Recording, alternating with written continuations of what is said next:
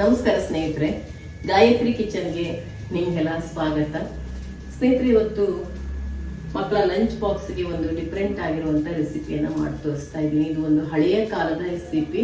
ಹಾಗೇನೆ ಈ ಹಬ್ಬ ಹರಿದಿನಗಳಲ್ಲೆಲ್ಲ ಮನೆಯಲ್ಲಿ ಇದನ್ನ ಮಾಡ್ಕೊಳ್ಳೋದು ಜಾಸ್ತಿ, ಹಳ್ಳಿಗಳಲ್ಲೆಲ್ಲ ತುಂಬಾ ಚೆನ್ನಾಗಿರುತ್ತೆ. ಇದು ಒಂದು ರೀತಿ ಚಿತ್ರಾನ್ನ ಅಂತ ಕೂಡ ಹೇಳ್ಬೋದು. ಚಿತ್ರಾನ್ನ ಅಂತಂದ್ರೆ ನಾವು ಈರುಳ್ಳಿ ಇದೆಲ್ಲ ಹಾಕ್ಬಿಟ್ಟು ಇನ್ನೊಂದ್ ತರ ಮಾಡ್ತೀವಿ. ಇಲ್ಲೆಲ್ಲ ಆದ್ರೆ ಇದು ಹಳ್ಳಿಗಳಲ್ಲಿ ಒಂಥರ ಸಾಂಪ್ರದಾಯಿಕವಾಗಿ ಮಾಡುವಂತ ಚಿತ್ರಾನ್ನ ಅಂತ ಹೇಳ್ಬೋದು, ಇಲ್ಲ ಮಸಾಲಾ ಚಿತ್ರಾನ್ನ ಅಂತ ಹೇಳ್ಬೋದು. ಒಂದ್ ರೀತಿ ಪುಳಿಯೋಗರೆ ಎಲ್ಲ ಇರುತ್ತಲ್ಲ, ಅದೇ ಟೈಪ್ ಅಲ್ಲೇ ಬರುತ್ತೆ. ಟೇಸ್ಟ್ ಇನ್ನೊಂದು ಸ್ವಲ್ಪ ಡಿಫ್ರೆಂಟ್ ಆಗಿರುತ್ತೆ ಅಂತ ಹೇಳ್ಬೋದು. ಇದನ್ನ ಹೇಗ್ ಮಾಡೋದು ಅನ್ನೋದನ್ನ ನೋಡ್ಕೊಂಡು ಬರೋಣ. ಇದನ್ನ ಯಾವ ಬೇಕಾದ್ರೂ ಮಾಡ್ಕೋಬಹುದು, ಬೆಳಿಗ್ಗೆ ತಿಂಡಿ ಬೇಕಾದ್ರೂ ಮಾಡ್ಕೋಬಹುದು, ಮಧ್ಯಾಹ್ನ ಊಟಕ್ಕೆ ಲಂಚ್ ಬಾಕ್ಸ್ಗೆ ಯಾವ್ದು ಬೇಕಾದ್ರೂ ಅವಾಗ ಮಾಡ್ಕೊಂಡು ತಿನ್ಬಹುದು. ಮಾಡೋದು ಸುಲಭ. ಹಾಗೆ ಗೊಜ್ಜ ರೆಡಿ ಮಾಡಿ ಇಟ್ಕೊಂಡ್ರೆ ನೀವು 2 ವಾರಗಳ ಕಾಲ ಇಟ್ಕೊಂಡು ಕೂಡ ನೀವು ಇದನ್ನ ಮಾಡ್ಕೊಂಡು ತಿನ್ಬಹುದು. ಇದನ್ನ ಚೆನ್ನಾಗಿ ಮಾಡಿ, ಚೆನ್ನಾಗಿ ಕುದಿಸಿ, ಎಣ್ಣೆ ಎಲ್ಲ ಬಿಟ್ಕೊಳ್ಳೋ ತರ ಮಾಡ್ಕೊಂಡು ಅದನ್ನ ರೆಡಿ ಮಾಡಿ ಒಂದು ಡಬ್ಬದಲ್ಲಿ ಹಾಕ್ಬಿಟ್ಟು ಫ್ರಿಜ್ ಒಳಗಡೆ ನೀವು ಸ್ಟೋರ್ ಮಾಡಿ ಇಟ್ಕೊಂಡ್ರೆ ಆರಾಮಾಗಿ ಯಾವಾಗ ಬೇಕೋ ಆವಾಗ ಅನ್ನ ರೆಡಿ ಮಾಡಿಕೊಂಡು ಅನ್ನ ಜೊತೆಗೆ ಮಿಕ್ಸ್ ಮಾಡ್ಕೋಬಹುದು. ಹೇಗೆ ಮಾಡೋದು ಅನ್ನೋದನ್ನ ನೋಡ್ಕೊಂಡು ಬರೋಣ ಬನ್ನಿ. ಅದಕ್ಕಿಂತ ಮುಂಚೆ ಯಾರು ಈ ಚಾನಲ್ ಅನ್ನು ಹೊಸದಾಗಿ ನೋಡ್ತಾ ಇದ್ದೀರೋ ಸಬ್ಸ್ಕ್ರೈಬ್ ಮಾಡಿ, ಪಕ್ಕದಲ್ಲಿರುವಂತಹ ಬೆಲ್ ಐಕಾನ್ ಅನ್ನ ಪ್ರೆಸ್ ಮಾಡಿ. ನಾನು ಮುಂದೆ ಹಾಕುವಂತ ಎಲ್ಲಾ ವಿಡಿಯೋ ನೋಟಿಫಿಕೇಶನ್ ನಿಮಗೆ ಸಿಗುತ್ತೆ. ಅನ್ನ ಮಾಡಿಕೊಂಡು ಒಂದು ಬಟ್ಲಲ್ಲಿ ಹಾಡಿಟ್ಕೊಂಡಿದ್ದೀನಿ, ಉದುರಾದಂಥ ಅನ್ನ. ಹಾಗೆ ಇಲ್ಲಿ 1 ಬೌಲಷ್ಟು ಹಸಿ ತೆಂಗಿನಕಾಯಿ ತುರಿ, 7-8 ಬ್ಯಾಡಗೆ ಮೆಣಸು ಕಟ್ ಮಾಡಿ ಇಟ್ಕೊಂಡಿದ್ದೀನಿ, 1 ಚಮಚದಷ್ಟು ಜೀರಿಗೆ, ಅರ್ಧ ಚಮಚದಷ್ಟು ಮೆಂತ್ಯ, ಸ್ವಲ್ಪ ಇಂಗು, ಶೇಂಗಾ, ಹಾಗೆ ಕೊಬ್ಬರಿ ಎಣ್ಣೆ. ಇಲ್ಲಿ ಕಾಯಿ ತುರಿ, ಬ್ಯಾಡಗೆ ಮೆಣಸು, ಜೀರಿಗೆ, ಮೆಂತ್ಯ ಮತ್ತು ಇಂಗನ್ನು ಮಸಾಲೆ ರುಬ್ಬೋದಕ್ಕೆ ಇಟ್ಕೊಂಡಿದ್ದೀನಿ. ಹಾಗೆ ಕಡಲೆಬೇಳೆ, ಉದ್ದಿನಬೇಳೆ, ಸಾಸಿವೆ ಕಾಳು, ಕರಿಬೇವು ಇದನ್ನು ಒಗ್ಗರಣೆಗೆ ಇಟ್ಕೊಂಡಿದ್ದೀನಿ. ಹಾಗೆ ಅರಿಶಿನ ಪುಡಿ. ಇವಾಗ ಹೇಗೆ ಮಾಡೋದು ಅಂತ ನೋಡೋಣ. ಮೊದಲು ಗ್ಯಾಸ್ ಸ್ಟವ್ ಹಚ್ಚಿಬಿಟ್ಟು ಅದ್ರ ಮೇಲೆ ನಾನು ಒಗ್ಗರಣೆ ಸೌಟ್ ಇಟ್ಕೊಂಡಿದ್ದೀನಿ. ಇದರಲ್ಲಿ ಮೆಂತ್ಯ ಕಾಳನ್ನು ಹಾಕ್ಕೊಳ್ತೀನಿ, ಅರ್ಧ ಚಮಚದಷ್ಟು. ಚೆನ್ನಾಗಿ ಇದನ್ನು ಹುರ್ಕೊಳ್ಳೋಣ, ಕಲರ್ ಚೇಂಜ್ ಆಗೋವರೆಗೆ. ಇದ್ರ ಜೊತೆಗೇ 1 ಚಮಚದಷ್ಟು ಜೀರಿಗೆ ಕೂಡ ಸೇರಿಸ್ಕೊಳ್ಳೋಣ. ಹಾಗೆ ಇದಕ್ಕೆ ಹಿಂಗನ್ನು ಕೂಡ ಹಾಕ್ಕೊಳ್ತಾ ಇದ್ದೀನಿ, ಗಟ್ಟಿ ಹಿಂಗು. ಇವಾಗ ಇವೆಲ್ಲವನ್ನು ಚೆನ್ನಾಗಿ ಹುರ್ಕೊಳ್ಳೋಣ. ಮೆಂತ್ಯ ಎಲ್ಲ ಕಲರ್ ಚೇಂಜ್ ಆಗಬೇಕು ಮತ್ತು ಚಟಪಟ ಅಂತ ಸಿಡಿಬೇಕು, ಅಲ್ಲಿವರೆಗೆ ಹುರ್ಕೊಳ್ಳೋಣ. ಎಣ್ಣೆ ಏನು ಹಾಕ್ಕೊಳ್ಳೋದು ಬೇಡ, ಹಾಗೆ ಡ್ರೈ ಆಗಿನೇ ಇದನ್ನ ಫ್ರೈ ಮಾಡ್ಕೊಳ್ಳೋಣ.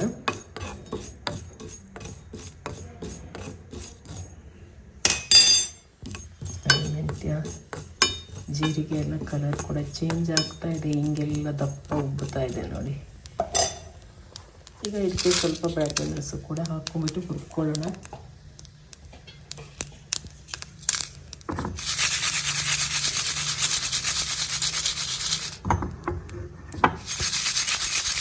ಬ್ಯಾಡಗೆ ಮೆಣಸು ಗರಿಯಾಗಿಯೇ ಇದೆ.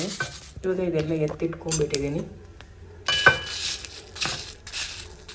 ಬ್ಯಾಡಗೆ ಮೆಣಸು ಹಾಕಿದ ಮೇಲೆ, ಯಾಕೆಂದರೆ ಸೌಟು ಬಿಸಿ ಇರುತ್ತಲ್ಲ, ಹಾಗೆಯೇ ಇದು ಗರಿ ಆಗಿಬಿಡತ್ತೆ. ಆಗಲೇ ಗರಿಯಾಗಿಯೇ ಇದೆ. ನಿಮಗೆ ಸೌಂಡ್ ನೋಡಿ, ಸೌಂಡ್ ಕೇಳಿಸ್ತಾ ಇದ್ದಿಲ್ಲ, ಗರಿಯಾಗಿಯೇ ಇದೆ. ಈಗ ಒಂದು ಕಡಾಯಿ ಇಟ್ಬಿಟ್ಟು ಅದರಲ್ಲಿ ತೆಂಗಿನ ಎಣ್ಣೆನ ಹಾಕ್ಕೊಳ್ತಾ ಇದ್ದೀನಿ. ಇವಾಗ ಚಳಿಗಾಲ ಆಗಿರೋದ್ರಿಂದ ತೆಂಗಿನ ಎಣ್ಣೆ ತುಂಬ ಗಟ್ಟಿಯಾಗೋಗಿರುತ್ತೆ. ನಾನಿಲ್ಲಿ 2 ಚಮಚದಷ್ಟು ತೆಂಗಿನ ಎಣ್ಣೆನ ಹಾಕ್ಕೊಳ್ತೀನಿ. ಹಾಗೆ ನಾನಿಲ್ಲಿ ಎಣ್ಣೆ ಹಾಕ್ಕೊಂಡಿದ್ದೀನಿ, ತೆಂಗಿನ ಎಣ್ಣೆಯನ್ನು. ಇದು ಸ್ವಲ್ಪ ಕರಗಲಿ ಎಣ್ಣೆ ಎಲ್ಲ. ನಾನಿಲ್ಲಿ ಮಿಕ್ಸಿ ಜಾರಿಗೆ ಹುರ್ಕೊಂಡಿರೋದನ್ನು ಹಾಕ್ಕೊಳ್ತಾ ಇದ್ದೀನಿ. ಹಾಗೆ ಕಾಯಿ ತುರಿ. ನೀರು ಹಾಕ್ದೇ ಇದನ್ನು ನಾವು ತರಿಯಾಗಿ ರುಬ್ಕೊಳ್ಳೋಣ ಮಸಾಲೆನ. ಇವಾಗ ಈ ರೀತಿ ತರಿಯಾಗಿ ಮಸಾಲೆನ ರುಬ್ಕೊಂಡಿದ್ದಾಗಿದೆ. ಇವಾಗ ಎಣ್ಣೆ ಕರಗಿದೆ, ಇದರಲ್ಲಿ ಶೇಂಗಾ ಹಾಕ್ಕೊಂಡ್ಬಿಟ್ಟು ಹುರ್ಕೊಳ್ತೀನಿ. ಈ ಕಡಲೆ ಬೀಜನ ಎಣ್ಣೆಯಲ್ಲಿ ಚೆನ್ನಾಗಿ ಹುರ್ಕೊಂಡ್ಬಿಟ್ಟು ಇದನ್ನ ಎತ್ತಿಟ್ಕೊಳ್ಳೋಣ. ಯಾಕೆಂದರೆ ಇದು ಗರಿ ಆಗಿರುತ್ತೆ, ತಿನ್ನೋದಕ್ಕೆ ಚೆನ್ನಾಗಿರುತ್ತೆ. ಇಲ್ಲ ಅಂದರೆ ಇದು ಆಮೇಲೆ ಮೆತ್ತಗಾಗ್ಬಿಡತ್ತೆ.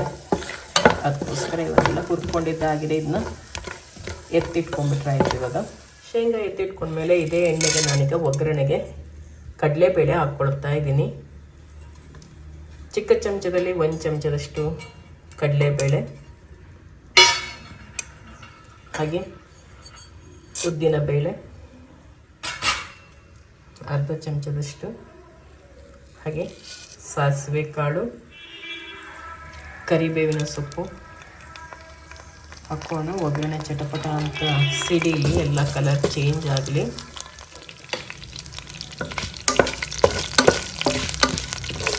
ಸಾಸಿವೆ ಚಟಪಟ ಅಂತ ಸಿಡಿಯೋವರೆಗೆ ನಾವು ಇದನ್ನು ರೀತಿ ಹುರ್ಕೊಳ್ಳೋಣ. ಇವಾಗ ಸಾಸಿವೆ ಸಿಡಿಯೋದಕ್ಕೆ ಸ್ಟಾರ್ಟ್ ಆಗಿದೆ.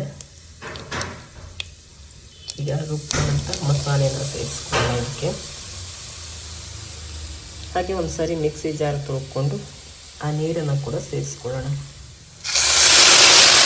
ಈಗ ಹುಣಸೆ ಹಣ್ಣು ಇದು ಚೆನ್ನಾಗಿ ಕುದಿ ಬರ್ತಾ ಇದೆ. ರುಚಿಗೆ ತಕ್ಕಷ್ಟು ಉಪ್ಪನ್ನು ಸೇರಿಸ್ಕೊಳ್ಳೋಣ. ಇದನ್ನ ಚೆನ್ನಾಗಿ ಕುದಿಸ್ಕೊಂಡು ಎಣ್ಣೆ ಬಿಟ್ಟು ಬಂದಮೇಲೆ ಈ ಗೊಜ್ಜು ಹಾಗೆ ನಾವು ಎತ್ತಿಟ್ಕೊಂಡ್ರೆ 2 ವಾರಗಳ ಕಾಲ ನಾವು ಫ್ರಿಜ್ಜಲ್ಲಿ ಇದನ್ನು ಸ್ಟೋರ್ ಮಾಡಿ ಇಟ್ಕೊಂಡು ಬೇಕಾದಾಗ ನಾವು ಅನ್ನಕ್ಕೆ ಮಿಕ್ಸ್ ಮಾಡ್ಕೋಬೋದು. ಚೆನ್ನಾಗಿ ಇದು ಕುದಿ ಬರಲಿ. ರುಚಿಗೆ ತಕ್ಕಷ್ಟು ಉಪ್ಪು, ಹಾಗೆಯೇ ಸ್ವಲ್ಪ ಅರಿಶಿನ ಪುಡಿ ಸೇರಿಸ್ಕೊಳ್ಳೋಣ ಇದಕ್ಕೆ. ಅರಿಶಿನ ಹಾಗೆ ಸ್ವಲ್ಪ ಬೆಲ್ಲ ನಿಮ್ಗೆ ಎಷ್ಟು ಬೇಕೋ ಅಷ್ಟು ನೋಡಿ ಹಾಕ್ಕೊಳ್ಳಿ. ನಾನಿಲ್ಲಿ ಅರ್ಧ ಚಮಚದಷ್ಟು ಹಾಕಿದ್ದೀನಿ ಚಿಕ್ಕ ಚಮಚದಲ್ಲಿ. ಉಪ್ಪು, ಹುಳಿ, ಖಾರ ಎಲ್ಲ ಸೇರುತ್ತಲ್ಲ, ಒಳ್ಳೆ ಟೇಸ್ಟ್ ಕೊಡುತ್ತೆ. ಸಿಹಿ ಎಲ್ಲ ಸೇರಿರೋದ್ರಿಂದ ಇವಾಗ ಜೀರಿಗೆ ಮತ್ತು ಮೆಂತ್ಯ ಎಲ್ಲ ಹುರಿದು ಪುಡಿ ಮಾಡಿ ಹಾಕಿರ್ತೀವಲ್ಲ, ಒಳ್ಳೆ ಪರಿಮಳ ಬರ್ತಾ ಇರ್ತದೆ. ಚೆನ್ನಾಗಿ ಕುದೀತಾ ಇದೆ. ಅನ್ನನ ಮಿಕ್ಸ್ ಮಾಡ್ಕೊಳ್ಳೋಣ.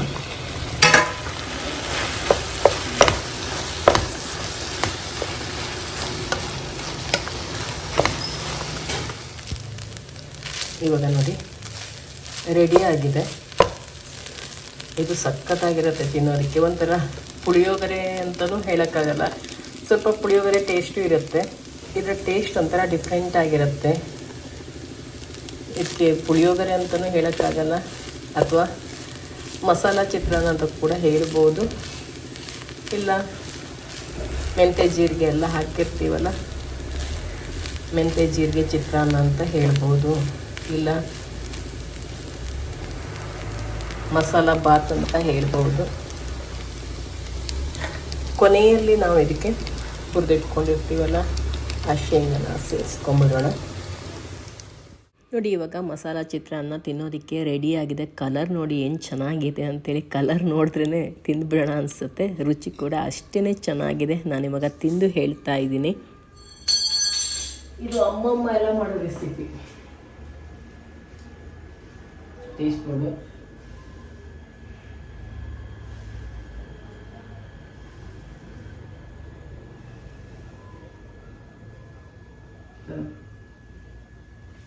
ಟೇಸ್ಟ್ ನೋಡಂಗಿದ್ದು ಹೆಂಗಿಷ್ಟ ಆಗ್ತಾ ಹೇಳಿ.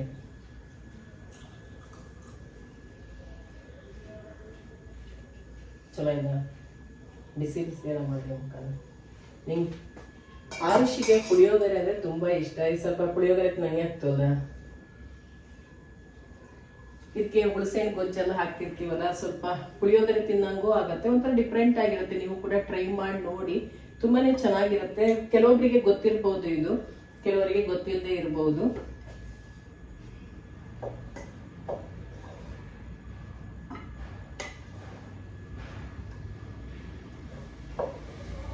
ಮಕ್ಕಳಿಗೆ ಬಾಕ್ಸಿಗೆ ಹಾಕಿ ಕಳಿಸ್ತೀನಿ, ನಾನು ತಿನ್ನೋದಕ್ಕೆ ಹಾಕೊಳ್ತೀನಿ.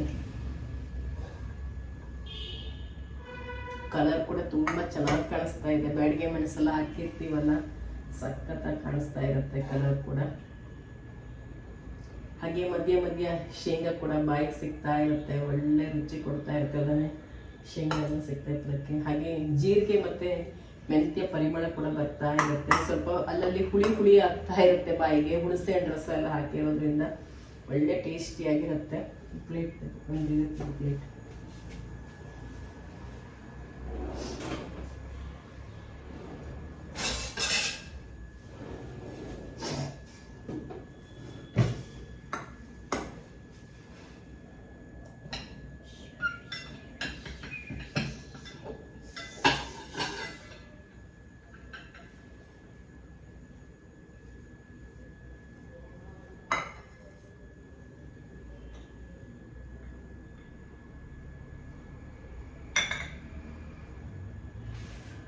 ನೋಡಿ ರುಚಿಕರವಾದಂಥ ಮಸಾಲಾ ಚಿತ್ರಾನ್ನ ಸವಿಯೋದಕ್ಕೆ ರೆಡಿ ಆಗಿದೆ. ನೀವು ಕೂಡ ಒಮ್ಮೆ ಟ್ರೈ ಮಾಡಿ ನೋಡಿ, ತುಂಬಾನೇ ಚೆನ್ನಾಗಿರುತ್ತೆ. ನಾನು ಇವಾಗ ತಿಂತೀನಿ.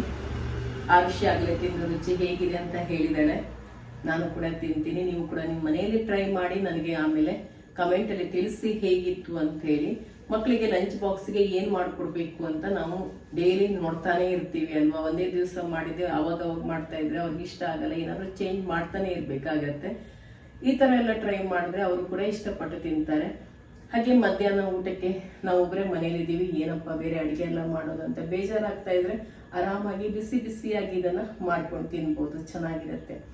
ಇವತ್ತಿನ ಈ ರೆಸಿಪಿ ನಿಮ್ಗೆ ಇಷ್ಟ ಆಗಿರುತ್ತೆ ಅಂತ ಅಂದ್ಕೊಂಡಿರ್ತೀನಿ. ಇಷ್ಟ ಆಗಿದ್ರೆ ಹೊಸಬರಾಗಿದ್ರೆ ಸಬ್ಸ್ಕ್ರೈಬ್ ಮಾಡಿ, ಹಾಗೆ ಬೇರೆಯವ್ರ ಜೊತೆ ಕೂಡ ಶೇರ್ ಮಾಡ್ಕೊಳ್ಳಿ. ನಿಮ್ಮ ಅನಿಸಿಕೆ ಅಭಿಪ್ರಾಯವನ್ನ ಕಮೆಂಟ್ ಅಲ್ಲಿ ತಿಳಿಸಿ, ಹಾಗೆ ಒಂದು ಲೈಕ್ ಮಾಡೋದನ್ನ ಮರಿಬೇಡಿ ಸ್ನೇಹಿತರೆ. ಇನ್ನೊಂದು ರೆಸಿಪಿ ಜೊತೆಗೆ ನಿಮ್ಮನ್ನ ಭೇಟಿ ಆಗ್ತೀನಿ.